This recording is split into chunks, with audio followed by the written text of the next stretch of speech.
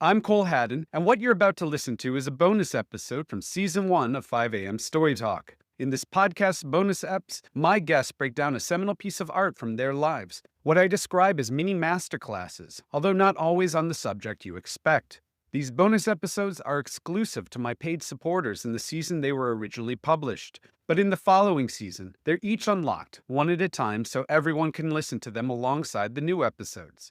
Your paid subscriptions get you early access to these bonus eps, months and months early, but they also help keep the lights on here. In fact, Season 2 of this podcast enjoys several production upgrades because so many of you believe in this multimedia arts and culture conversation. I hope you consider becoming a paid supporter yourself, which you can learn more about in the show notes.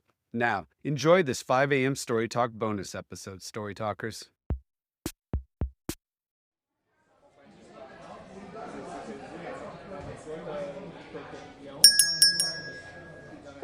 Welcome back to 5 a.m. Story Talk, my friends, and thank you so much for being a paid subscriber. Today's bonus episode wouldn't be possible without you. I'm back with Liz Hannah, the Golden Globe-nominated screenwriter behind The Post, Long Shot, and Lee, as well as the co-creator of the TV series The Girl from Plainville, to discuss a seminal piece of art from her life, specifically David Bowie's 1972 album, The Rise and Fall of Ziggy Stardust and the Spiders from Mars. This concept album, some might even call it a sci-fi rock opera, was Bowie's fifth, but the first to feature his flame-haired, flamboyant, gender-bending alias, Ziggy Stardust. Ziggy would appear one more time on Bowie's next album, Aladdin Sane, before he was retired dramatically and without warning at a concert in 1973. But Ziggy's impact on pop culture had already been seismic. Rock and pop music would never be the same. Neither would Liz or myself, as it turned out. Years later, we would have our whole creative identities rewired by the character, by Bowie's music, and by Bowie's artistic convictions. She and I are going to discuss all of this in detail, as well as a feature film that is largely twinned with the album Ziggy Stardust in Our Lives, director Todd Haynes' Velvet Goldmine from 1998, which is not technically a Bowie biopic since Haynes couldn't get the right to make one from Bowie, but it is nevertheless a Bowie, or rather, a Ziggy biopic. It's one of my favorite films of the 90s, too. You can find relevant links to this episode in the show notes, including several to additional reading about Bowie and my relationship to him and his work. Now, let's get into it. So, welcome back, Liz. I've enjoyed the conversation so far. It's gone in some wonderful directions and made me laugh. When you agreed to join me for the chat, I asked you to pick a seminal piece of art from your life to discuss with me. Can you tell me about the piece of art you chose to talk about? I chose Ziggy Stardust and the Spiders from Mars by David Bowie, which was really a backdoor into picking just David Bowie. Because it's funny, when you asked if I would join this podcast, we talked about it a little bit because whenever I've done something like this, it always ends up talking about a film or television show or something like that that inspired me, or a filmmaker, which obviously there are. But truthfully, in all truth, next to Steven Spielberg, probably the most influential modern artist in my life growing up is David Bowie. And Ziggy, for me, was like the gateway drug, which was sort of in tandem with Velvet Goldmine, which I know we're going to talk about a little bit, I think, like, as I listened to it, and probably the first time I listened to it was like the late 90s, early 2000s, when I was like an adolescent. And I can only imagine what it was like to listen to this when it came out and be that age, or be any age, and be experiencing it. Specifically, the album as a concept album, I find sort of as I've gotten older to just be historically fascinating and culturally fascinating, both the impetus behind it, the many, many, many think pieces, many interviews that Bowie did about it, but then always going back to it, and just it has two of my favorite David Bowie songs that he ever recorded or wrote, and that's just fascinating. It usually doesn't end up like that. So yeah, that's what I chose. So you said it came to you when you were younger. When in your life did it arrive, if you can remember somewhat specifically, and who were you, and why do you think it resonated so powerfully with you? I'm going to say I think I was like 13 or 14 when I listened to it, and I definitely got to it because there was a Bowie mix like best of Bowie that was released that I very vividly remember being released on CD that my mom bought. And my mom was a big Queen fan and a big Freddie Mercury fan. So Under Pressure was big in our house. And I was like, I always thought that Under Pressure was a Queen song because that's the side of which I was listening to it. And then learned about David Bowie and had to go down that whole rabbit hole. And then there was a record store in Connecticut that I went to that was like this, like in a like tiny little strip mall on the second floor where it was the amazing record stores that I miss and that no longer exists except very rarely, where nothing was organized actually in a way that made sense to a human being, and it was all made to the taste of the person who owned the record store. It was very high fidelity. And so I went in and I was like this, annoying, waspy 13-year-old who was like talking to this record store clerk. And I was like, have you ever heard of David Bowie? So they thankfully like didn't kick me out of the record store and then gave me Ziggy and was like, this, well, I bought it, but gave me the Ziggy CD and was like, this is the one you have to listen to. And said like, you have to listen to the whole thing from start to finish. And so I listened to it. So that was my first sort of journey. And I was at the time, like most artists, deeply popular and had tons of friends. So was not. I was so awkward and uncomfortable and not popular and trying, much like everyone, to figure out who I was and thinking that somehow that would happen at 13. And listening to Ziggy and then beginning my David Bowie journey. My dad lived in Manhattan, and so I split my time between Connecticut and Manhattan. And so I really like would have an opportunity to have this like David Bowie experience where I was like, now I'm free and I'm like walking around Manhattan by myself and I can go and like watch documentaries and like do all these things that was just a very different experience than being in Westport. And so I would like go and sit in Virgin Records in Union Square and like I remember when, I promise this diatribe's almost over, but I remember when Virgin Records opened in Union Square and it was the greatest invention of a store because you could scan the CD and listen to the entire album and you didn't have to buy it. And so like as a teenager, I could walk there from our apartment in Greenwich Village and I would go and I would scan CDs and I would just listen to them. And so I listened to like the entire Bowie discography that way. And then they also had a book section where you could go and read, like there were criticism books, there were, it was like I don't really think it was novels. I think it was just all just like music critics and film critics and things like that. And then, so you would go and read about it. And so I was like, that was my process of becoming a Bowie fanatic. And like his philosophy, both Ziggy as an album, musically and conceptually, really influenced me, even to what we were talking about like Crazy Idea Hour and pushing yourself and doing hard things. But then as he progressed and continued to push himself and do different things, continued to influence me. A lot there to unpack, but one of the things that I flagged was the fact that because your parents weren't together, you had two identities. That's what you essentially described. You went to the city to be your Bowie fanatic and develop this whole other side of your personality and have this other life back home with your mother. Yeah, I definitely we lived not far from the Angelica. I could like watch the Angelica and watch movies. I mean, there was just a different experience. I mean, the town in Westport where I grew up was the Stepford Wives is based on. So like that in Greenwich Village was really different. And, this was late 90s, early 2000s. This is probably 98, 99, 2000 era.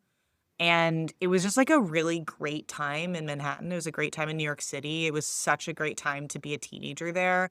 I also was like deeply uncool, if I hadn't mentioned. So I did not have the kids experience of New York City, nor like the fun like club going experience. I was like going to Virgin Records for 8 hours and listening to the albums. I love that you describe kids as the fun version of. Well, not kids as the fun version, but like kids as like the the irony is that I worked with Chloe and like Chloe Sevigny, who iconically is in that film and is to me like the most iconic New Yorker. Like I think of her, she and my sister are very similar, and so she's always like had a very like heralded spot in my world. And so I don't mean it that way. I mean in the perception of kids like around of like New Yorkers was just like those actors were so cool. Like Mm. I mean, Chloe was written about by Jay McKierney in The New Yorker, like, before she was anything. Like, it was just like those people were so cool, and I was never going to be that cool. And so I was like, that was not my New York experience. But my New York experience was listening to a lot of music in Virgin Records. Do you ever have, how do I even describe this? Bowie is unbelievably cool and a Yes. constant reminder that I am not, and yet I cannot stop. Does he Yes. similarly taunt you while inspiring you? The thing I think about Bowie is that he is absolutely the epitome of cool, but like he's cool to everyone who's uncool. Like there's something about him that it's like it's a very almost famous Philip Seymour Hoffman-y thing. Like there's something about him that attracts everyone, and like he at least signifies to me somebody who wants the uncool in his front row, and like that, you know, and like wants the rejects to be themselves. And I think part of Ziggy and part of, you know, the Thin White Duke and part of all of his personas was about being a new version, being a new character, being something else and being someone else, and using that as an avenue to find himself rather than portraying himself and not having a clear definition of it. So like that for me is really interesting, is that like Ziggy is the coolest thing that ever existed in the history of the world, and David Bowie is cool because he made him. You know, and like there's something, and he like allowed himself to find him, and in being Ziggy he found himself. So I don't know, there's like there's a very cool uncool thing about it. And he also allowed himself to kill Ziggy, which Killed is Ziggy. Killed to him. not rest on it, to not let it die some sort of painful, ugly That, death. I mean, that's Or how you know that Bowie himself is cool, is that he was like, I don't need Ziggy. Whereas somebody who was not cool would have been like, I have to be Ziggy forever. my favorite line on the album that I think really embodies that beautiful description you just gave of the fact that he wanted those uncool people in the front row is the line from Rock and Roll Suicide, "You Are Not Alone," Mm, mm-hmm, which I didn't come to Bowie until Velvet Goldmine. mm-hmm. I unfortunately missed him in my teens, but I can only imagine how much that would have meant, that sense of somebody that cool in telling me that I could be part of it in some way, that I didn't have to hide anymore. Yeah, I mean, I wish that I could tell you that like then I suddenly had a complete sense of self and tons of confidence and like really knew who I was. Sure didn't happen that way. But I do think that he was, as an artist, like I think about this a lot with like Guernica to me is sort of the most impactful piece of fine art in my professional life. And I think about it almost daily because of Picasso using it as his response to war and his response to politics and his response to fascism was this piece. And I took this class when I was at Pratt, which was unbelievable, where we went to the Brooklyn Museum of Art and we were able to look at sketches and drawings of artists' work before they were finished. And so I saw and like held sketches of Guernica when Picasso was still figuring it out. And like there's a reason that I started talking about Guernica, I promise. But there's like a profoundness to me about like using your tools that you have and knowing that they're the only tools that you have, but in that it gives them immense power. So Bowie having this chameleon-like ability to adapt I mean, it's incredible to, like, watch the Pennybaker doc and then, like, watch him on Top of the Pops. Like, seeing those 2 Hmm. striking performances that are incredibly different and, like, very much customizable in some ways. Very aware of who he is talking to and who the consumer is at the moment and who he's addressing, and yet he's still dressed as Ziggy and he's still bringing people in. I think there was something very profound to me of being young and having that be a major influence to me because I think I really I grew up, my parents were both very politically active and very liberal as well. And so like I grew up knowing that I had like a natural indignancy of things that are wrong.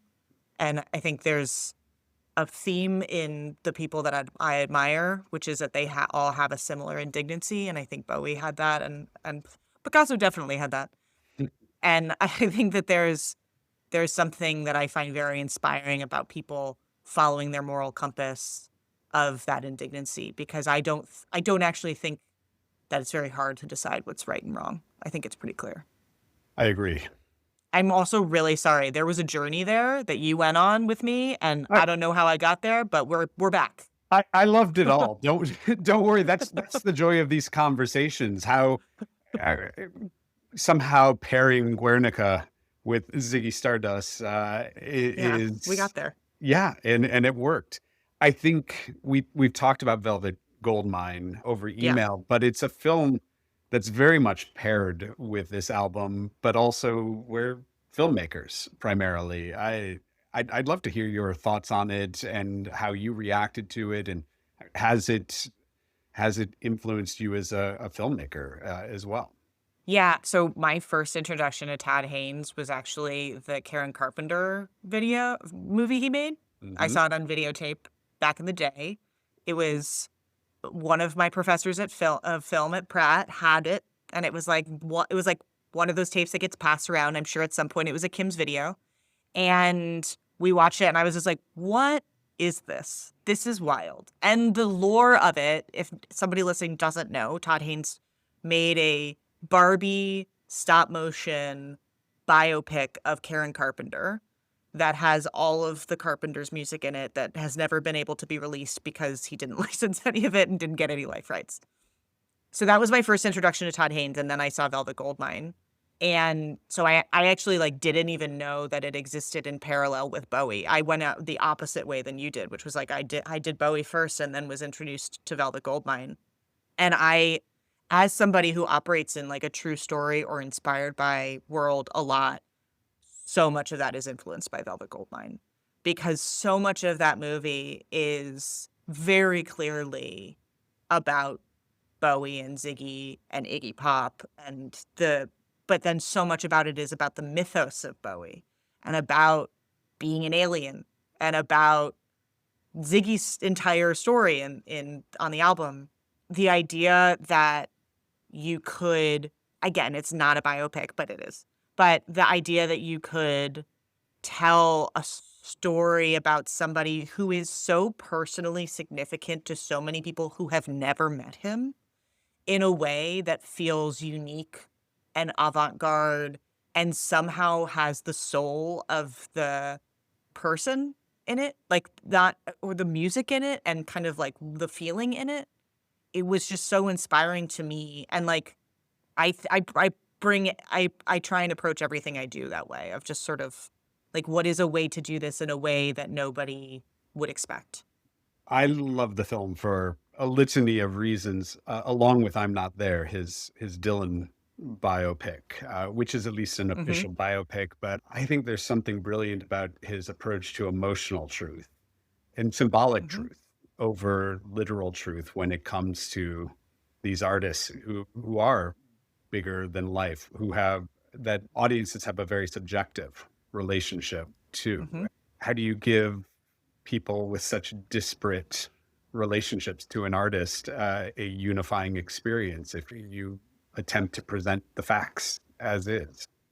I think that's right. I think it's also that Velvet Goldmine to me was done by somebody who loved David Bowie. Like that is that so like there's like an integrity, there's a connection to the filmmaker and the fans because the filmmaker feels like a fan. So that seems like a way that you can do some of what you're talking about because it didn't watching that movie, I don't feel like Todd Haynes is trying to reinterpret David Bowie or Ziggy Stardust in a way that is different than probably the majority of us would interpret them both. And to the image that Bowie definitely projected, particularly about Ziggy. And so there's something really interesting about, again, going to the cool and not cool. Like, it's not cool to say you're a fan of something. There's like, we have somehow grown into a world of cynicism and a lack of sincerity. And my whole 2025 thing that makes everybody in my life vomit is that I'm becoming the champion of sincerity. I'm just like, we need more sincerity in this world. I'm down for it. Let's do it. And for Todd Haynes to just make an incredibly sincere movie that is about his love of David Bowie and Ziggy Stardust should be deeply uncool. And it's like the coolest thing he's ever done. I love that description of sincerity as a positive. I couldn't agree more. I think it's incredibly strange that we're told to bury our passions. We're supposed to be passionate about something, but we can't express it too much as Hmm. artists because that does it turn us into fanboys and girls, or I don't know Hmm. what it is, but why does it lessen Hmm. the quality of our work if it matters to us? And how does it somehow affect somebody's interpretation or perception of me because I am a fan of something and I told them that I'm a fan of it? I truly don't as somebody who when someone tells me they appreciate my work, I'm like, keep going. I love that. I'm never gonna say, "Don't tell me that." That's so deeply uncool. Like, never in the history of time has somebody been told I mean, I'm sure assholes have, but, like, nobody is like, "Please, fan, don't tell me about how much you love my work." So, to act that the to behave like the act itself is uncool is just so bizarre to me, and I think I don't know, I at least cherish it goes back to, like, the truth of it all, and I just believe in truth, and I believe in being honest with people, and I'm a horrible liar, so it's a good thing that I am on my sincerity campaign, but I don't know, I think that there's something very lovely about being sincere, and I hope that, having a three-year-old, I'm, like, constantly terrified of him being made fun of and, him having a terrible social experience because it's just the world and school exists and things like that, but I like the idea that we can instill in him that, like, what he likes makes him cool, and Yes, it's cool to like things, and it's cool to tell people you like them. absolutely. So I want to wrap up by asking if you could maybe expand on how Bowie has influenced your approach to storytelling, your creativity. You've alluded to it, but how does that show up in the practice of your work? So you can see as I have, like, an enormous, like, bookcase next to me, and there is a lot of Bowie paraphernalia in it. There's a Bowie lunchbox that my husband gave to me for this Christmas, which my son, every time he tries to come to my office, every time he comes to my office, tries to steal. There's a special edition like Bowie Barbie that I have, which is very cool, which is a Ziggy Barbie. So I have like and I have other representations here of things that inspire me because now many of my meetings and Zooms and conversations with writers happen on Zoom. So I like to have a reminder here of things that inspire me and what I can pull from. Because going back to what we were talking about earlier, what Bowie inspires me to do in my work on a daily basis is take risks and to find ways to. I think every project is almost like another persona of Bowie. So every project is my Ziggy. Every project is my Thin White Duke. Every project is an opportunity to create a mask around myself that actually then allows me to be myself or to find myself within the work. And thinking about it that way gives me, I think, a freedom to really, really ask myself questions of like, why am I doing this? What am I trying to say? How personal is this? How personal do I want to go? Because there's this visage in front of it that I don't feel is like completely exposing me. It goes back to the entire reasons I never wanted to be a writer, which I was like, I don't want everyone to know about me. Ooh. So being able to work, which I do often in true stories or in IP or in other, based on, inspired by worlds, allows me to use that setup, that mask to ask deeper questions. So practically what that looks like is on The Girl from Plainville, we were we had 3 musical numbers. And we really asked ourselves creatively, like, what is the expectation of the audience in watching this show, and what do we want to force them to consider? And what are the hard questions we want to ask ourselves? And one of the hard questions I want to ask myself is like, why do I hate this woman that I don't know? That all I've known is like reading a terrible, series of People magazine covers about, that I didn't give the time to understand. What is that about our society that has penetrated to me that I need to poke at and prod at and ask myself about my own biases? And then furthermore into production of like, I really wanted to stretch and I really wanted to like, let's just, Elle and I always had a thing on the show, which is like, we were like, let's just get weird. Let's just see what happens. And like, getting weird is fun. And getting weird, like you just start to sort of unlock things that you're afraid of. And so that was our crazy idea hour. That was our getting weird. That was all that. So that is like a direct connection to mine is as Bowie as an inspiration. I think furthermore, his outspokenness about his identity and his passions and interests, being outspoken about Black artists in the 80s and the 90s at a time when I don't think a lot of artists that were David Bowie were doing that, is something that just as a person and a professional, I find to be a responsibility. So I think finding ways within my work, both within my work and then furthermore in my public life, as well as my personal life, to make sure that I'm standing up for things I actually believe in and advocating for things that I believe in and holding myself accountable for putting my money where my mouth is, both figuratively and realistically. That's really important to me. And in that, writing about things that I need to find ways to talk about. Lee was a movie that I really didn't want to do because I didn't know how to really dive into a lot of the things that are in that movie.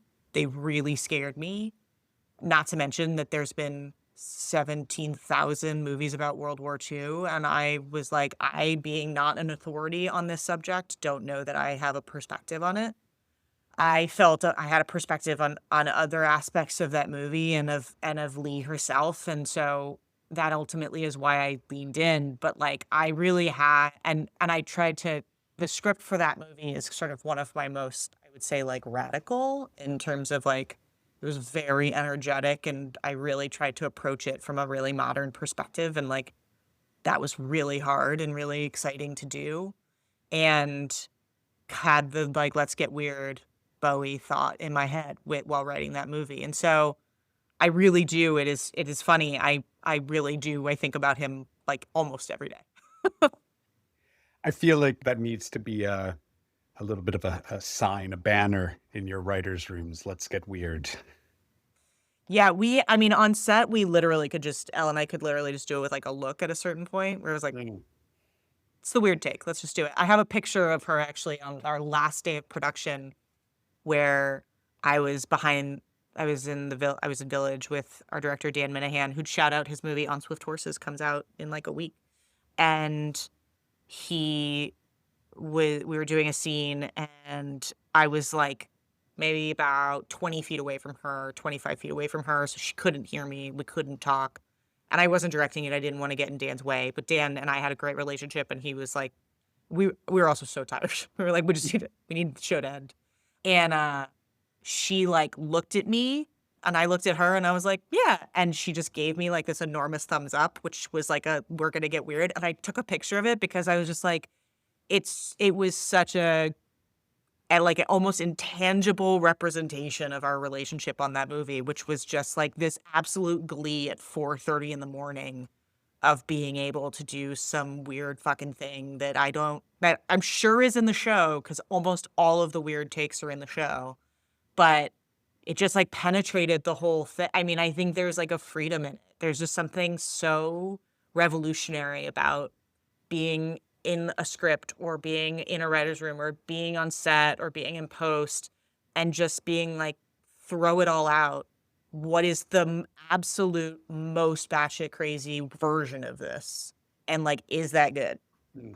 And if it's not, that's totally okay. But like, is the getting there to the crazy version, like to the Ziggy Stardust Spiders from Mars version, in the journey to that point, is there something that's more interesting than what we're doing? I just think it's like, it's fun. It's why you get to go do it. It keeps it exciting. You don't want to just repeat yourself endlessly. And I think that's what Mhm. the identities for me always spoke to. It was time to investigate a new side of myself, but also not return to the well. Mhm. That you avoid comparisons in that way. This has been a fantastic conversation. Thank you so much. Thank you so much. This was great. What a joy. Oh, I've really enjoyed myself, and I was so grateful that you brought up this album. It's one of my favorites, one of the most important in my life, and I don't get to talk about it with people that often. Certainly not screenwriters. So, yes, thank you. What a joy. I'm so happy we got to talk about it. It gave me such a, again, not like I need an excuse, but loved being able to listen to it for the last 2 weeks. As for you listening, thanks again for your support of 5 a.m. Story Talk. If you have any questions about this bonus episode, jump into the comments with them and I'll do my best to answer them. Until next time, I'm going to leave you with this quote from David Bowie that I think all artists should internalize. Always go a little further into the water than you think you are capable of being in. Go a little bit out of your depth, and when you don't feel like your feet are quite touching the bottom, you are just about in the right place to do something exciting.